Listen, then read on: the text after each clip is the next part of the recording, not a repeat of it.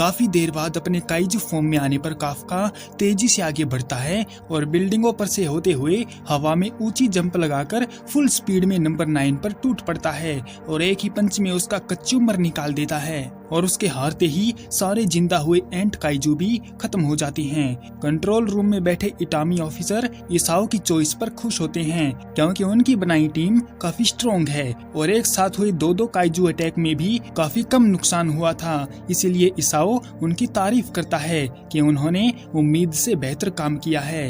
Welcome back kaiju number 8 season 2 episode number 4।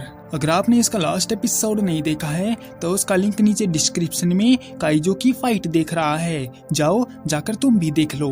मगर नारोमी को अभी भी कुछ गड़बड़ लगती है क्योंकि नंबर 9 नंबर 8 को खत्म करके उसकी पावर लेना चाहता था, लेकिन इतना ताकतवर होने के बावजूद भी नंबर 9 इतनी आसानी से डिफीट कैसे हो गया और यही बात नारोमी को परेशान कर रही है। और तभी सबको काइजू अलर्ट का सिग्नल मिलने लगता है और नंबर 9 अभी भी जिंदा होते हुए काफका को धमकी देता है कि उसको मारना तो बस उसके प्लान का एक हिस्सा था, मगर असली मकसद तो उसका कुछ और ही है। ये बोलकर नंबर 9 पिघल जाता है तो काफका नारोमी को सावधान करता है कि वो जाल में फंस गए हैं क्योंकि ये वाली बॉडी नंबर 9 की नकली थी। और वही नंबर 9 कंट्रोल रूम में एक अधिकारी के रूप में जाकर आतंक मचा देता है। असल में नंबर 9 का असली टारगेट शिनोमिया के पापा इशाओ थे और वो उन्हें खत्म करके नंबर 2 की पावर को लेना चाहता है।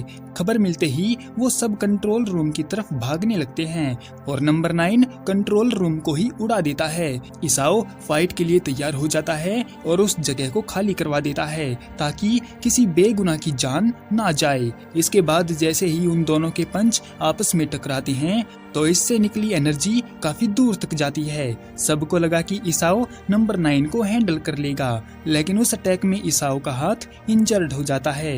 लेकिन इसाओ हार नहीं मानता और वो भी नंबर 9 का हाथ घायल कर देता है, जबकि नारोमी फुल स्पीड में मदद करने के लिए आगे बढ़ रहा है। एक अधिकारी इसाओ को जान बचाकर भाग जाने को बोलता है, लेकिन इसाओ ऐसा नहीं कर सकता क्योंकि नंबर 9 उसे कहीं भी ढूंढ सकता है। अधिकारी इसाओ की सूट की पावर को फुल मोड में अनलीश कर देता है और जैसे ही इसाओ नंबर 9 को एक पंच मारता है तो उसे कोई फर्क नहीं पड़ता, तो इसाओ राइजिंग ब्लास्ट का अटैक करता है और उसके तुरंत बाद बैरेज ब्लास्ट का यूज करके उसका जबड़ा तोड़ देता है। लेकिन इससे भी नंबर 9 को कोई फर्क नहीं पड़ा और वो इसाओ के कमजोर होने का फायदा उठाकर उसे पीटने लगता है और उसको काफी ज्यादा वीक कर देता है, जिससे इसाओ को अपनी वाइफ की याद आती है कि कैसे वो हर कदम पर उसके साथ खड़ी रहती थी। नंबर 9 इसाओ को दूर फेंक कर मारता है, लेकिन ताकत न होने पर भी इसाओ लड़ने का फैसला करता है और जबरदस्ती नंबर 2 की पावर को अपने हाथों में डाल लेता है। अब चाहे इसमें उनकी जान ही क्यों न चली जाए, इस बात की इसाओ को कोई चिंता नहीं है क्योंकि उसने डिफेंस फोर्स को पहले ही स्ट्रॉन्ग बना दिया है और अब उसका प्लान नंबर 9 को उसी तरह टपकाने का है जिस तरह उसकी वाइफ नंबर 6 के साथ लड़ते हुए शहीद हो गई थी। इसाओ को एक फ्लैशबैक याद आता है जब उसकी वाइफ ने बताया था कि उनकी बेटी किकोरू शिनोमिया डिफेंस फोर्स को ज्वाइन करना चाहती है और ये बात सुनकर इसाओ को काफी गर्व महसूस होता है कि उसकी बेटी भी उसी के जैसे बहादुर है जो डिफेंस फोर्स को ज्वाइन करना चाहती है। प्रेजेंट में इसाओ नंबर 9 के आते हुए अटैक को रोकता है और अपने पावर को हाई लेवल पे ले जाकर उसे खत्म करने के लिए एक मिसाइल का इस्तेमाल करता है ताकि आगे जाकर नंबर 9 उसकी बेटी के लिए मुसीबत ना बने। इसाओ का ये हमला काफी जानलेवा है और इसी का इस्तेमाल नंबर 2 ने करके काफी तबाही मचाई थी और उसके तुरंत बाद ही इसाओ नंबर 9 पर एक और पंच दे मारता है, जिसके असर से नंबर 9 एक बिल्डिंग से जा टकराता है जिसे काफी दूर से भी नोटिस किया जा सकता है। अधिकारी इसाओ की खैरियत पूछता है तो उसने देखा कि बिल्डिंग से बस नंबर 9 का एक हिस्सा टकराया था, बाकी मेन हिस्सा तो वहीं पर है जो फाइट के लिए तैयार है। ये देखकर इसाओ नंबर 2 की ताकत का इस्तेमाल एक बार और करने की सोचता है, लेकिन उससे पहले ही नंबर 9 इसाओ को कब्जे में ले लेता है और इसाओ का रूप बनाकर बाकियों का इंतजार करने लगता है।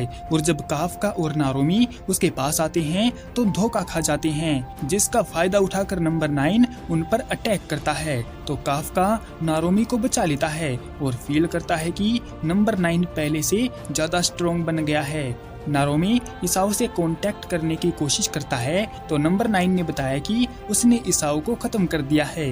ये सुनकर हवा में अपना गंडास लहराते हुए शिनोमिया वहां पर आती है और उस पर हमला करती है, तो बदले में नंबर 9 भी अटैक करने लगता है।